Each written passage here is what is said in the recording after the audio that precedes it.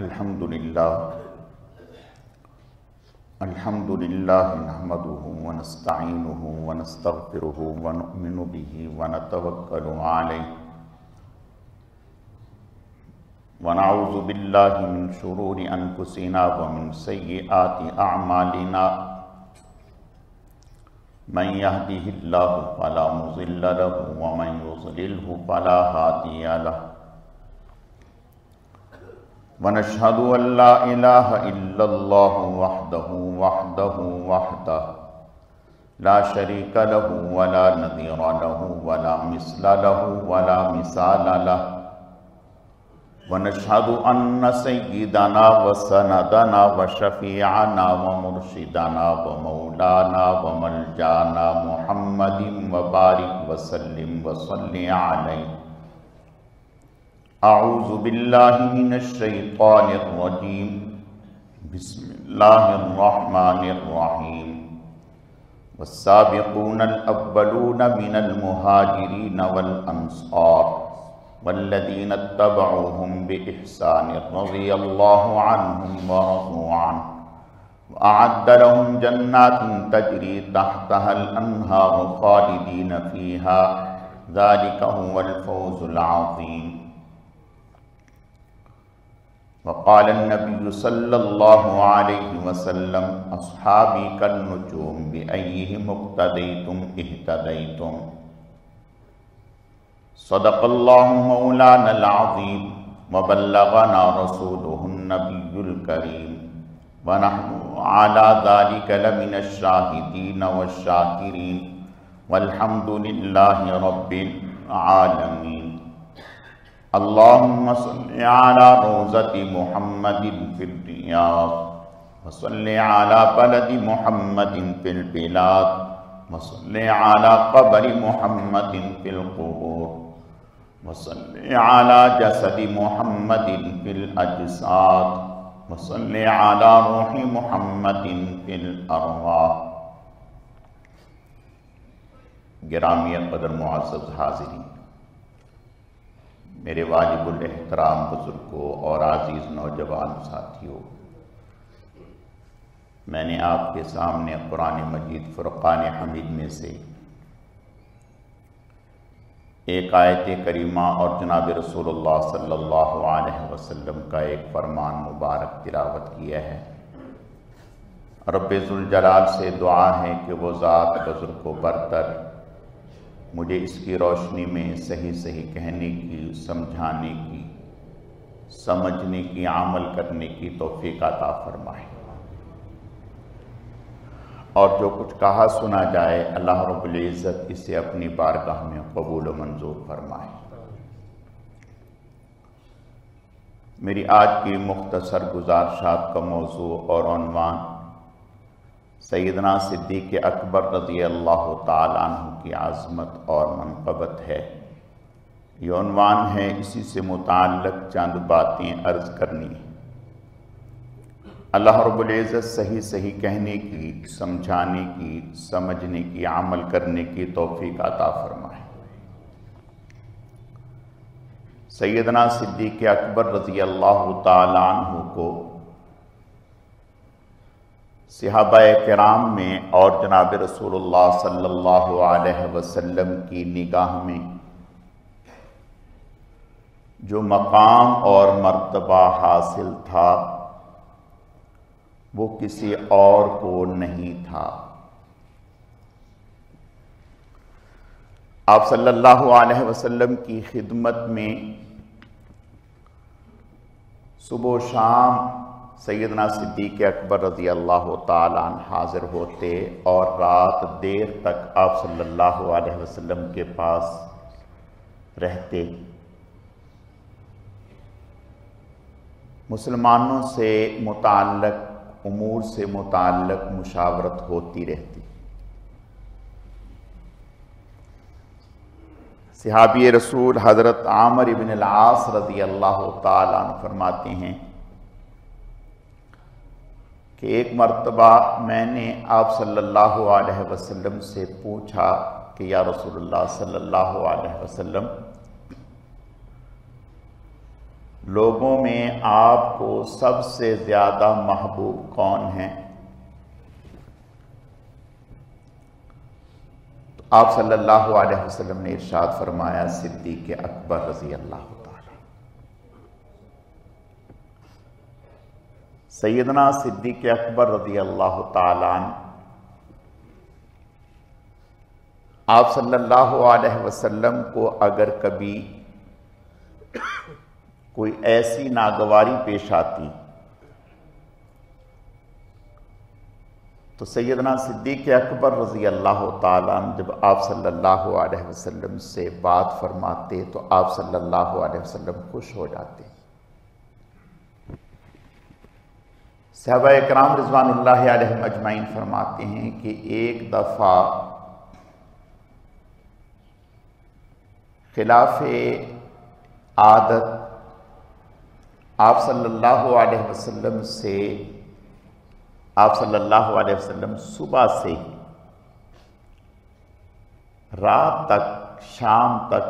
خاموش رہے، کوئی بات نہیں فرمائی، اور چہرے مبارک سے کچھ ناگواری سی محسوس ہو رہی تھی، ایسا لگ رہا تھا جیسے آپ پریشان ہیں، لیکن کسی میں ہمت نہ تھی کہ آپ صلی اللہ علیہ وسلم سے بات کرتے، یہ پوچھتے۔ صحابہ اکرام رضوان اللہ علیہم اجمعین نے سیدنا صدیق اکبر رضی اللہ تعالیٰ عنہ سے ذکر کیا۔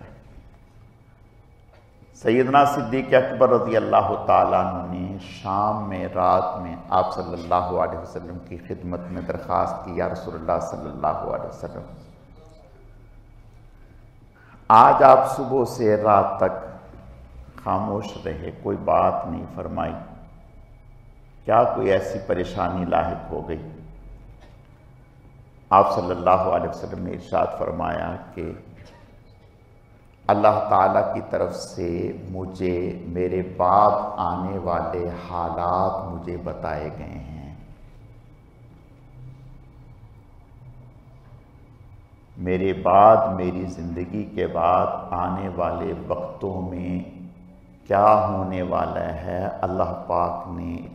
جبرائیل علیہ السلام کے ذریعہ سے مجھے بتلایا ہے، اس سے میری طبیعت پر بوجھ ہے، اثر ہے۔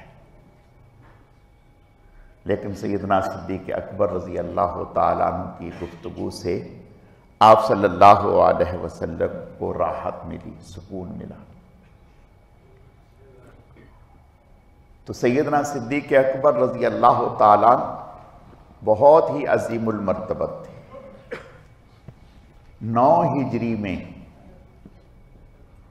آپ صلی اللہ علیہ وسلم نے اپنا قائم مقام بنا کر، اپنا جانشین بنا کر، اپنی جگہ سیدنا صدیق اکبر رضی اللہ تعالیٰ عنہ کو امیر الحج مقرر فرمایا، اور سیدنا صدیق اکبر رضی اللہ تعالیٰ عنہ حج کے امیر مقرر ہو کر خطبہ حج سیدنا صدیق اکبر رضی اللہ تعالیٰ عنہ نے دیا، اور مسلمانوں نے سیدنا صدیق اکبر رضی اللہ تعالیٰ عنہ کے ساتھ حج کیا۔ اس موقع پر سیدنا صدیق اکبر رضی اللہ تعالیٰ عنہ حضرت علی رضی اللہ تعالیٰ عنہ اعلان فرمایا کہ آئندہ کوئی مشرک کافرانہ رسوم کے ساتھ، رسم و رواج کے ساتھ حج نہیں کرے گا، اور کوئی کافر حج کے لیے نہیں آئے گا، کافروں کا داخلہ منع ہے۔ انما المشرکون نجس فلا یقربوا المسجد الحرام بعد عامہم ھذا، کہ اس کے بعد آئندہ سال کوئی نہیں آئے گا۔ تو آپ صلی اللہ علیہ وسلم نے سیدنا صدیق اکبر رضی اللہ تعالیٰ عنہ کو امیر الحج مقرر کیا اپنی جگہ۔ پھر یہی نہیں، ایک خاتون حضور صلی اللہ علیہ وسلم کے پاس آئیں، یا رسول اللہ صلی اللہ علیہ وسلم، کوئی حاجت لے کر۔ آپ صلی اللہ علیہ وسلم نے ان کی حاجت کو پورا کیا۔ وہ فرمانے لگیں، یا رسول اللہ صلی اللہ علیہ وسلم، اگر پھر کبھی کوئی ضرورت پیش آئے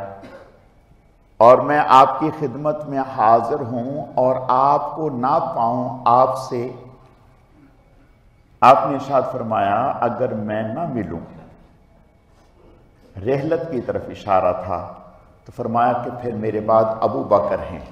رضی اللہ تعالیٰ، ان سے ملنا، وہ جو بھی حاجت اور ضرورت ہوگی اس کو پورا کریں گے۔ بنی مستلق قبیلہ تھا، آپ صلی اللہ علیہ وسلم نے ان سے فرمایا کہ میرے بعد زکوٰۃ دینے کے لیے، زکوٰۃ کا مال دینے کے لیے صدیق اکبر کے پاس آنا، انہیں جمع کرانا۔ گویا آپ صلی اللہ علیہ وسلم اپنی زندگی میں اپنا قائم مقام اور جانشین سیدنا صدیق اکبر رضی اللہ تعالیٰ عنہ کو متعین فرما چکے تھے۔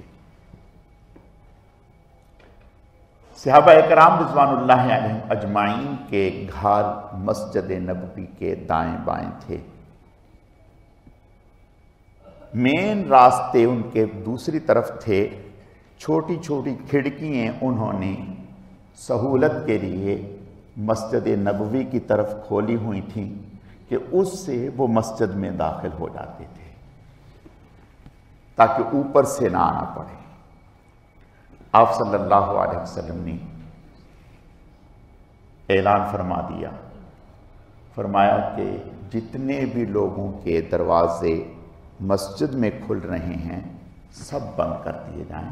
سوائے صدیق اکبر رضی اللہ تعالیٰ عنہ کے دروازے کے، ان کا دروازہ کھلا رہے گا۔ چونکہ مین ذمہ داریاں مسجد سے متعلق انہی کی تھی، تو آپ صلی اللہ علیہ وسلم نے ان کے لیے اجازت مرحمت فرمائی کہ ان کا دروازہ کھلا رہے اور کسی کا نہیں۔ آپ صلی اللہ علیہ وسلم نے ارشاد فرمایا میری امت میں سب سے پہلا شخص جو جنت میں داخل ہوگا وہ صدیق اکبر رضی اللہ تعالیٰ عنہ۔ ایک روایت میں علماء نے لکھا ہے جب حساب کتاب شروع ہونے لگے گا تو اس وقت قیامت کا عجیب منظر ہوگا۔ اللہ رب العزت ایک وقت جلال میں ہوں گے اور ایسی کیفیت ہوگی کہ لوگ پریشان ہوں گے، حتیٰ کہ پریشانی کا عالم یہ ہوگا، لوگ کہیں گے، کافر تک یہ کہیں گے بھلے جہنم میں ڈال دیا جائے لیکن یہاں سے چھٹکارا مل جائے، حساب کتاب شروع ہو جائے۔ اس موقع پر حساب کتاب شروع ہونے کے لیے لوگ حضرت آدم علیہ السلام کے پاس جائیں گے، حضرت آدم علیہ السلام عذر فرما دیں گے اور لوگوں کو حضرت نوح علیہ السلام، حضرت ابراہیم علیہ السلام کی طرف بھیج دیں گے، حضرت ابراہیم علیہ السلام حضرت موسیٰ علیہ السلام کی طرف بھیج دیں گے، حضرت موسیٰ علیہ السلام حضرت عیسیٰ علیہ السلام کی طرف بھیج دیں گے، حضرت عیسیٰ علیہ السلام جناب رسول اللہ صلی اللہ علیہ وسلم کی طرف، آپ صلی اللہ علیہ وسلم اللہ کی بارگاہ میں سفارش کریں گے۔ اور ایک روایت میں علماء نے لکھا ہے کہ آپ صلی اللہ علیہ وسلم اپنی امت کا حساب کتاب کے لیے سب سے پہلے شخص صدیق اکبر کو پیش کر دیں گے، صدیق اکبر کو پیش کر دیں گے، یا اللہ پاک میری امت کا پہلا شخص یہ ہے، انہیں دیکھ کر اللہ کا غصہ ٹھنڈا ہو جائے گا۔ آپ صلی اللہ علیہ وسلم نے ارشاد فرمایا قیامت کے دن جنت کے دروازے مختلف ہوں گے، کسی کے اوپر لکھا ہوگا باب الریان جس سے روزے داروں کے لیے داخلہ ہوگا، کسی پر لکھا ہوگا باب الصلاۃ جس سے نماز والے داخل ہوں گے، کسی پر لکھا ہوگا باب الجہاد۔ یاد رکھیں انسانی مزاج میں مختلف رنگ ہیں، بعض لوگ ایسے ہیں ان کی طبیعت میں سخاوت کا غلبہ رہتا ہے، بہت کثرت سے خرچ کرتے رہتے ہیں، بعض لوگ ایسے ہوتے ہیں ان کی طبیعت میں روزے کا غلبہ ہوتا ہے، روزے بہت رکھتے ہیں، بعض لوگ ایسے ہیں جن کی طبیعت میں جہاد کا غلبہ رہتا ہے، اور بعض لوگ ایسے ہیں جن کی طبیعت میں نماز کا غلبہ، نفل پڑھتے رہتے ہیں، نفل پڑھتے رہتے ہیں۔ تو جس شخص کی طبیعت میں جس چیز کا غلبہ ہوگا اس کے مزاج میں، مثلا بعض لوگ ہیں جو کثرت سے نفل پڑھتے رہتے ہیں، تو ایسے لوگوں کو اعزازاً ایسے دروازے سے باب الصلاح سے داخل کیا جائے گا، کسی کو باب الجہاد سے، اور اسی طرح کسی کو باب الریان سے، روزے والے دروازے،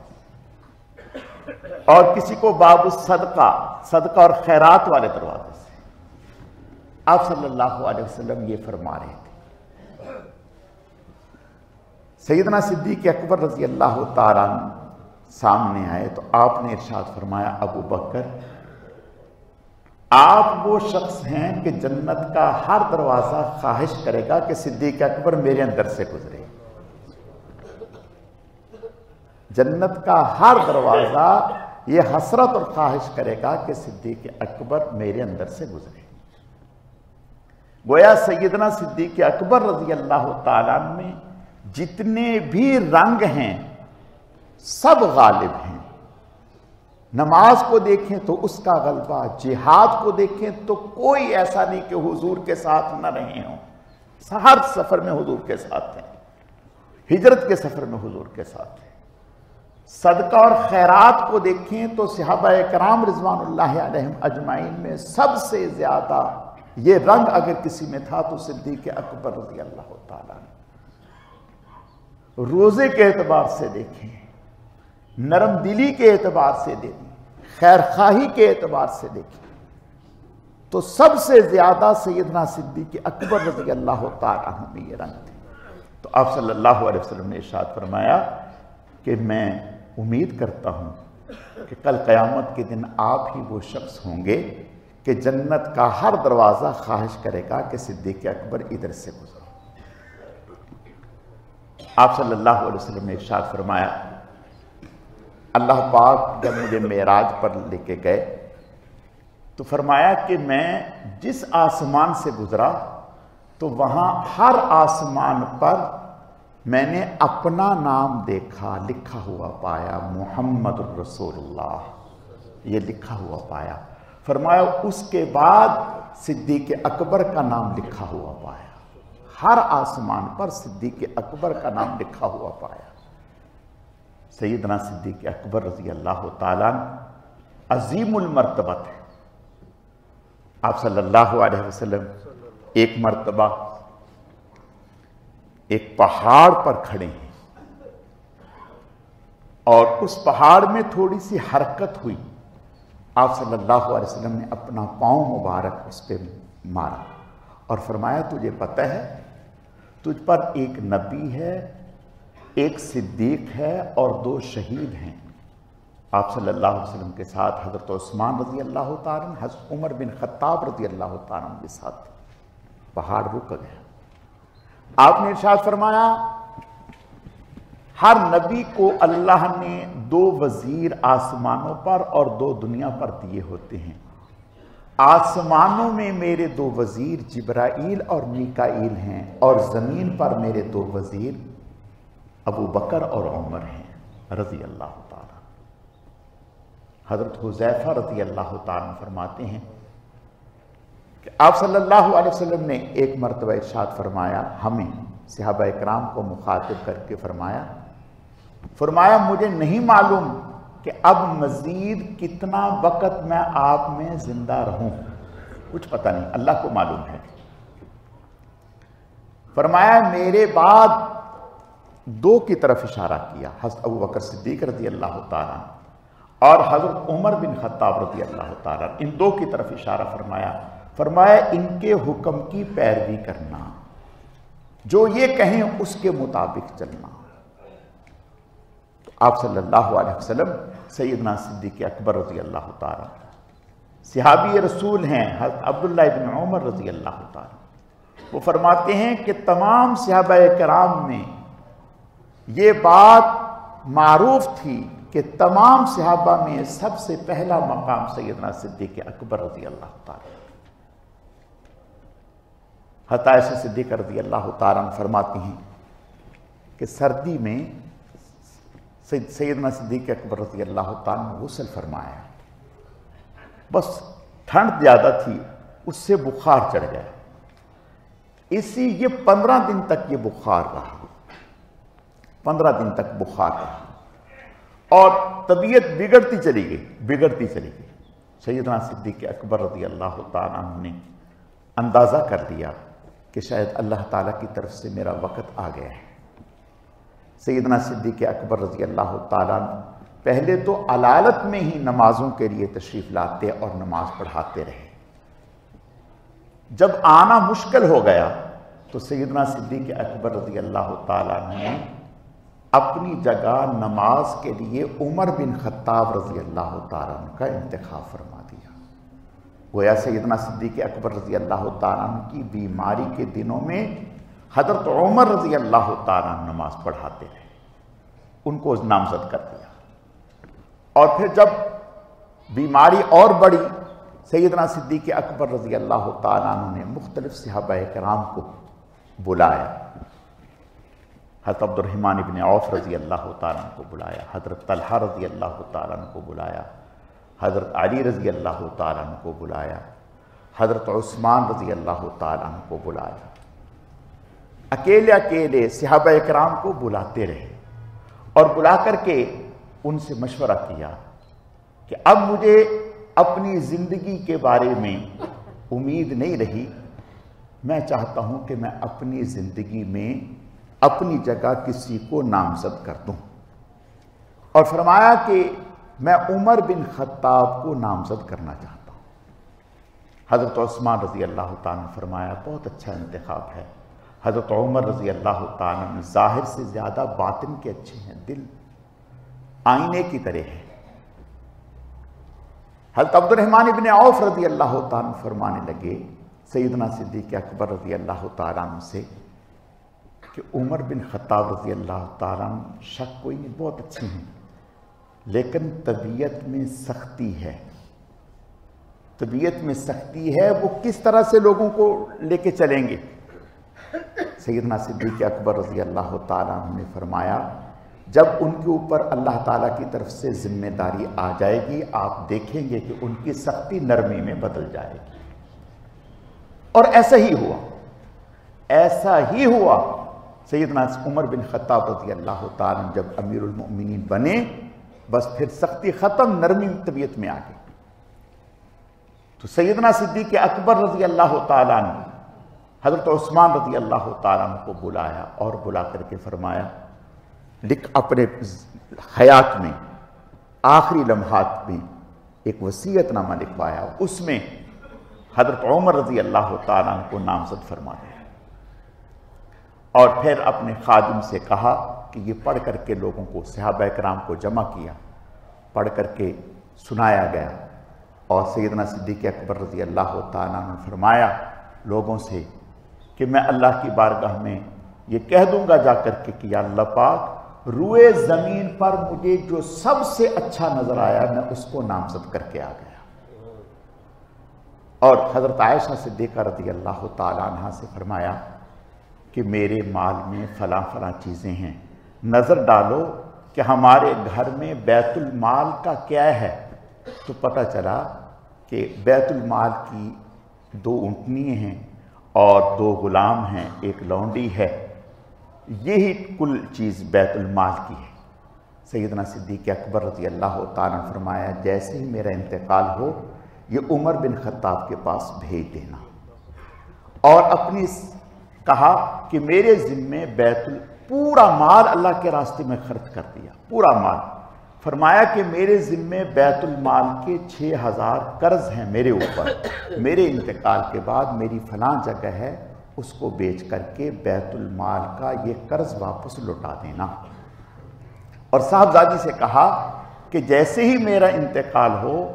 جلدی مجھے غسل دفن کیا جائے، اور مجھے کفن کے لیے یہ جو میں نے چادر اوپر لی ہوئی ہے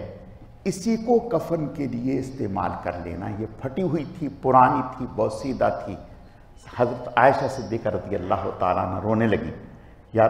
ابا جان آپ کے لیے نئے کپڑے، کہا نئے کپڑوں کے مستحق زندہ لوگ زیادہ ہیں، نئے کپڑوں کے مستحق زندہ لوگ زیادہ ہیں، مجھے بس انہی کپڑوں میں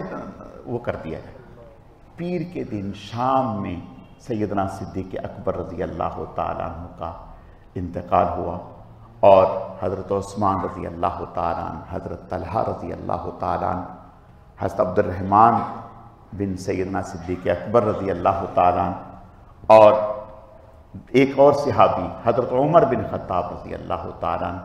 ان چاروں نے سیدنا صدیق اکبر رضی اللہ تعالیٰ عنہ کو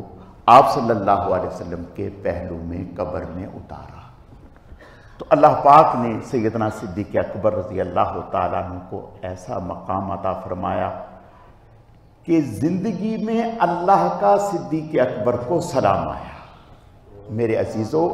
اللہ نے ہمیں ایسے لوگ، ایسے پیشوا، ایسے رہنما دیے، اور بہادر